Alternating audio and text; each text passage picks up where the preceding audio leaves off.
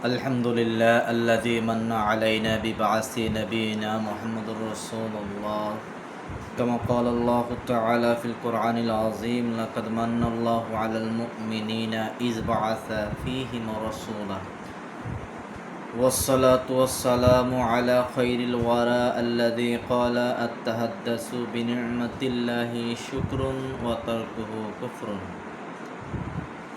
وأشهد أن لا إله إلا الله الذي لم يلد ولم يولد ولم يكن له كفوا أحد وأشهد أن محمد رسول الله صلى الله عليه وسلم الذي مبرأ من كل عيب وعلى آله وأصحابه والناس أجمعين দেশে প্রবাসে কাছে কিংবা দূরে সকল মুসলমানের প্রতি রইল আমার আন্তরিক সালাম। আসসালামু আলাইকুম ওয়া রাহমাতুল্লাহি ওয়া বারাকাতুহু। দেখতে দেখতে চলে আসছে ঈমানদারের কাছে সবচাইতে আনন্দ গণমুহূর্ত, সেই মহাপবিত্র ঈদে মিলাদুন্নবী।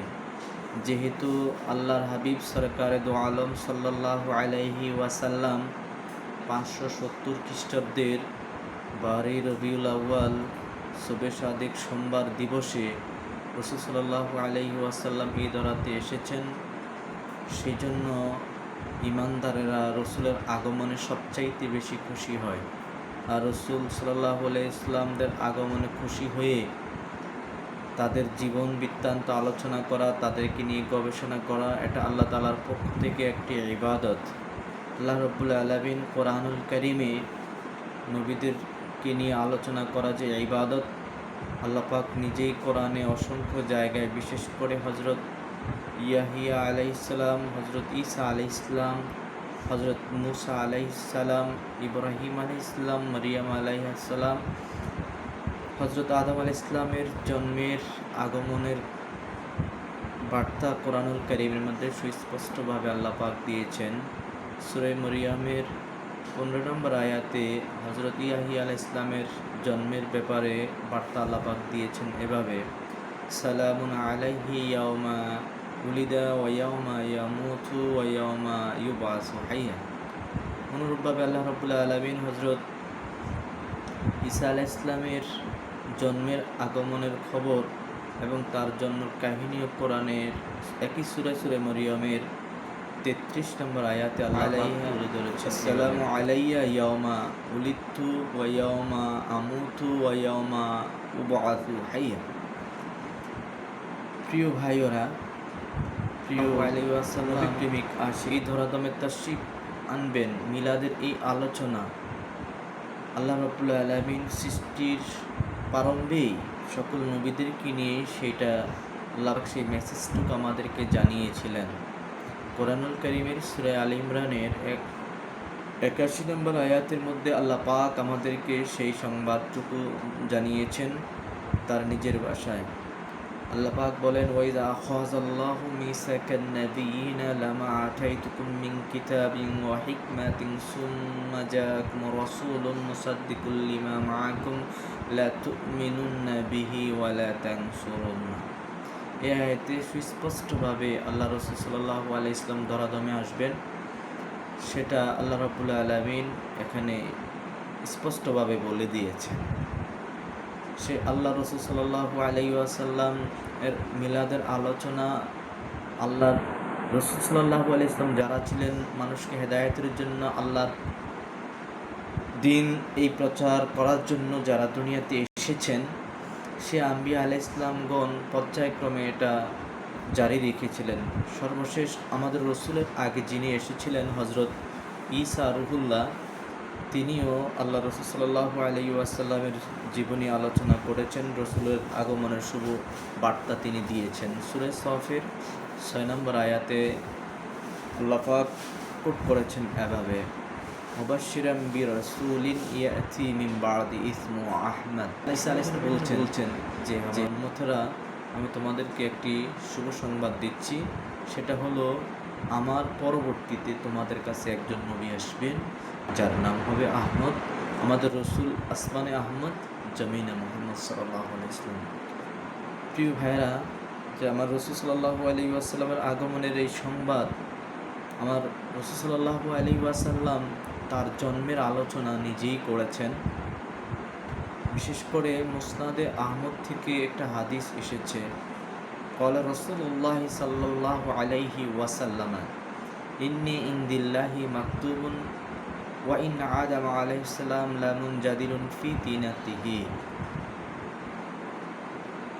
আল্লাহ রাসূল সাল্লাল্লাহু আলাইহি ওয়াসাল্লাম বলেন যে আমি আল্লাহ তাআলার কাছে যখন আমার এই দুনিয়াতে আসার সিদ্ধান্তটা লিপিবদ্ধ ছিল, এমত অবস্থায় আদম আলাইহিস সালাম সে মাটি এবং কাদার সাথে মিশ্রিত অবস্থায় ছিল।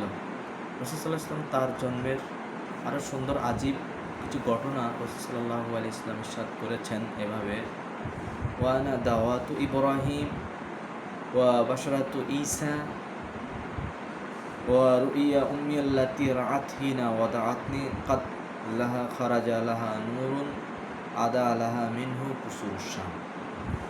রাসূল সাল্লাল্লাহু আলাইহি ওয়াসাল্লাম তার জন্মের আজীব কতগুলো কাহিনী বর্ণনা করছেন যে আমি হলাম হযরত ইব্রাহিমের দাওয়াত এবং ঈসার শুভ সংবাদ, এবং আমি হলাম ওই মুহাম্মদ যে আমার আম্মা আমার এই দুনিয়া তাশরিফ আনার দিনে আশ্চর্যজনক যে কতগুলো ঘটনা তিনি অবলোকন করেছেন।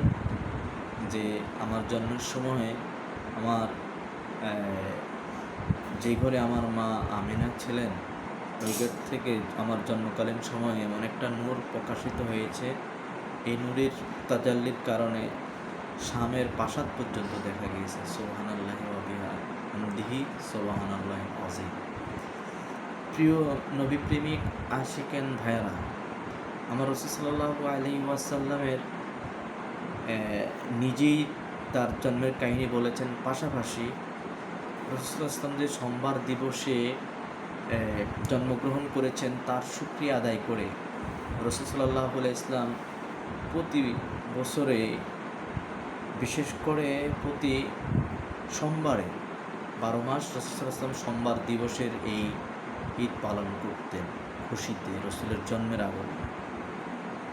যেমন মুসলিম শরীফের হাদিস 1161 নম্বর হাদিসে এসেছে, হযরত আবু কাতাদা রাদিয়াল্লাহু তাআলা আনহু থেকে বর্ণিত, তিনি বলেন, সুইলা রাসূলুল্লাহ সাল্লাল্লাহু আলাইহি ওয়াসাল্লাম আন সাওমুল ইয়াউমুল ইসনাইন, ক্বালা রাসূলুল্লাহ সাল্লাল্লাহু আলাইহি ওয়াসাল্লাম ফীহি উলিদতু ওয়া ফীহি উনজিলা আলাইয়া। রাসূলকে প্রশ্ন করা হলো, ইয়া রাসূলুল্লাহ, আপনি সোমবার দিবসে কেন রোজা রাখেন?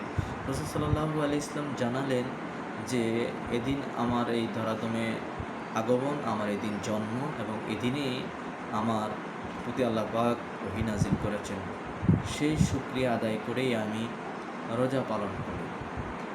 প্রিয় ভাইয়েরা, রাসূল সাল্লাল্লাহু আলাইহি ওয়াসাল্লামের পরে অনেকেই প্রশ্ন করেন যে রাসূল সাল্লাল্লাহু আলাইহি ওয়াসাল্লামের সাহাবায়ে কেরাম কি কখনো মিলাদ পালন করেছেন? তাদের এই আজীব প্রশ্নের উত্তরে আমি জানাবো, অবশ্যই রাসূল সাল্লাল্লাহু আলাইহি ওয়াসাল্লামের সাহাবীরা রাসূলের মিলাদ পালন করেছেন। দেখুন তিরমিজি শরীফ খুলে বাবু মা জা ফি মিলাদিন নবী সাল্লাল্লাহু আলাইহি ওয়াসাল্লামের পরিচ্ছেদে, সেখানে আল্লাহ রাসূলের সাহাবীরা রাসূলের মিলাদ আলোচনা করেছেন কিনা। যেমন রাসূল সাল্লাল্লাহু আলাইহি ওয়াসাল্লামের একজন সাহাবী হযরত কায়েস ইবনে মাখরামা থেকে বর্ণিত, তিনি বলেন, উলিদতু আনা রাসূলুল্লাহ সাল্লাল্লাহু আলাইহি ওয়াসাল্লাম আমাল ফিলে ক্বালা ওয়া সাআলা উসমান ইবনে আফফান ওয়া কুবাস ইবনে উসাইমিন আনতা আকবারু মিন্নি আম রাসূলুল্লাহ সাল্লাল্লাহু আলাইহি ওয়াসাল্লাম।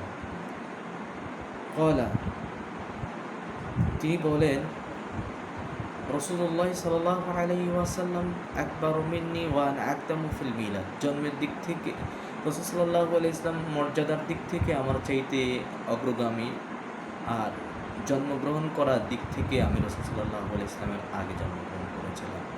রাসূল সাল্লাল্লাহু আলাইহি ওয়াসাল্লামের সাহাবায়ে কেরাম রাসূল সাল্লাল্লাহু আলাইহি ওয়াসাল্লামের মিলাদ পালন করেছেন। দেখুন, আল্লাহ তাআলা যত নিয়ামত আমাদেরকে দিয়েছেন, সবচাইতে আল্লাহ পাকের বড় নিয়ামত হলো আল্লাহ রাসূল সাল্লাল্লাহু আলাইহি ওয়াসাল্লাম।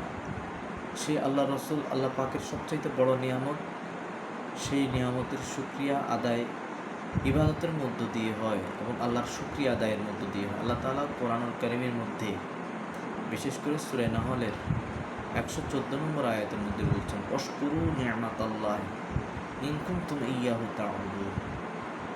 এখানে আল্লাহ পাক বলছেন তোমরা আল্লাহ পাকের কি করো, শুকরিয়া আদায় করো, আল্লাহর কৃতজ্ঞতা আদায় করো, আল্লাহর দাসত্বতা স্বীকার করো, আল্লাহর ইবাদত করো।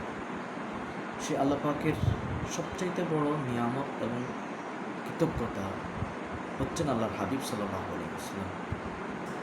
সে আল্লাহর হাবিব সাল্লাল্লাহু আলাইহি ওয়াসাল্লামকে পেয়ে, দয়া, রহমত এবং অনুগ্রহ পেয়ে আনন্দ উদযাপন করার কথা আল্লাহ পাক কোরআনুল কারীমের সূরা ইউনূসের 58 নম্বর আয়াতের মধ্যে ইরশাদ করেছেন।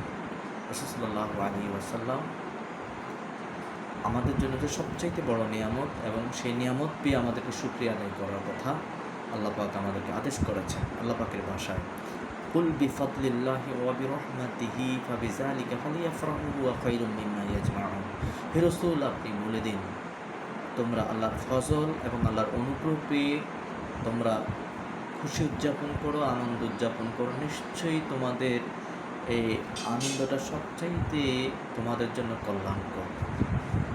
আল্লাহ পাক এখানে আমাদেরকে আনন্দ করার কথা বলেছেন, আমাদের খুশি হওয়ার কথা বলেছেন, আল্লাহর ফজল এবং রহমত। আল্লাহর ফজল এবং রহমতটা কি? এখানে তো রসুলের কথা তো এখানে সরাসরি আসে না। তফসিরের মধ্যে তফসিরের অধিকাংশ তফসিরের মূল ভাষ্য হলো যে হয়তো কেউ কেউ বলেছেন ফজল বলতে কোরআন আর রহমত বলতে রাসূল সাল্লাল্লাহু আলাইহি ওয়াসাল্লাম। তো কোরআনের তফসির তো কোরআন দিয়ে হয়। তো রসুল যে আল্লাহ পাকের সবচাইতে বড় রহমত, সেটা আল্লাহ রাব্বুল আলামিন সূরা আম্বিয়ার 106 নম্বর আয়াতে বলছেন, ওমা আরসালনাকা ইল্লা রাহমাতাল লিল আলামিন। প্রিয় ভাইয়েরা, আসুন ভালোবাসার জন্য, আন্তরিকতার জন্য হাজারো দলিলের প্রয়োজন নেই।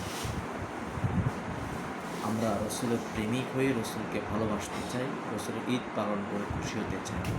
সে রসুল সাল্লাল্লাহু আলাইহি ওয়াসাল্লামের ঈদ শুধু আমরা পালন করি, আমরা উপকৃত হব না। আমাদের পূর্বে যারা বিশেষ করে জগৎ বিখ্যাত একজন কাফের, যার নামে আল্লাহ পাক কোরআনে একটা সূরাও লিপিবদ্ধ করেছেন, আবু লাহাব। সে আবু লাহাব রাসূল সাল্লাল্লাহু আলাইহি ইসলামের জন্মদিনে খুশি হওয়ার মাধ্যমে সে যদি উপকৃত হতে পারে, আমরা যারা ঈমানদার আছে আমরা তার চাইতে হাজার কোটি গুণে আমরা আরও বেশি উপকৃত হব, আমাদের জন্য ফায়দা হবে। বুখারী শরীফের হাদিসে এসেছে, লাম্মা মাতা আবু লাহাবিন উরিয়াহু বাদু আহলিহি বিশাররি হিবাতিন ফাকালা লাহু মাজা লাকিতা ফাকালা আবু লাহাবিন লাম আলকা বাদাকুম গায়রা আন্নী সুকিতু বিইতিকাদিস সুয়াইব। আবু লাহাবের মৃত্যুর পরে তার পরিবারস্থ কিছু লোক আবু লাহাবকে স্বপ্নে দেখল। তখন স্বপ্নের মধ্যে তাকে জিজ্ঞাসা করলো, তুমি তো এই পৃথিবীতে সবচাইতে দুর্দর্শী ব্যক্তি ছিলে, আল্লাহর বিরোধিতা করেছিলে, মুহাম্মদ সাল্লাল্লাহু আলাইহি ওয়াসাল্লামের বিরোধিতা করেছিলে, তোমার কী অবস্থা একটু বলো, তোমার দিনকাল কীভাবে কাটে? আবু লাহাব বলছিলে যে আমার এই কবরময় জিন্দিগি যে কত কষ্টের সেটা আমি বর্ণনা করে শেষ করা যাবে না। তবে এতটুকু বলতে পারি যে আমার উপরে হাজারো নির্যাতন হয়, শাস্তি হয়, মর্মন্তুদ শাস্তি হয়। এই শাস্তিগুলোর মধ্যেও আমার জন্য একটা খুশির দিন, একটু স্বস্তির দিন রয়েছে। সেটা হলো ওই দিন যেদিন আমার ভাতিজা মোহাম্মদ এই দরদমে তশরিফ এনেছিলেন, আর এই সংবাদটুকু আমার বাদিনী সোয়েবা আমাকে যখন জানালেন, তখন আমি সন্তুষ্ট চিত্তে খুশি হয়ে সোয়েবাকে আমি আজাদ করে ইশারা করেছিলাম একটি আঙ্গুল দিয়ে যে তুমি আজাদ। যখন ওই দিনটি আসে, অর্থাৎ ওই সোমবার দিবস আসে, সোমবার দিবস আসলে আমি যখন আমার এই আঙ্গুলিটি আমার মুখে দিই, তখন আমার সকল কষ্ট আমি ভুলে যাই। আমার প্রিয় ভাইয়েরা, আল্লাহ রসুলের আগমনে খুশি হওয়া, আল্লাহ রসুলের কে পেয়ে আনন্দ উদযাপন করে, এটা আল্লাহ পাকের নির্দেশ। আল্লাহ পাক আমাদের সবাইকে নবী প্রেম উদ্বুদ্ধ হয়ে ঈদে মিলাদুন্নবী পালন করার তৌফিক দান করুন। ওয়া আলাইনা ইল্লাল বালাগুল মুবিন।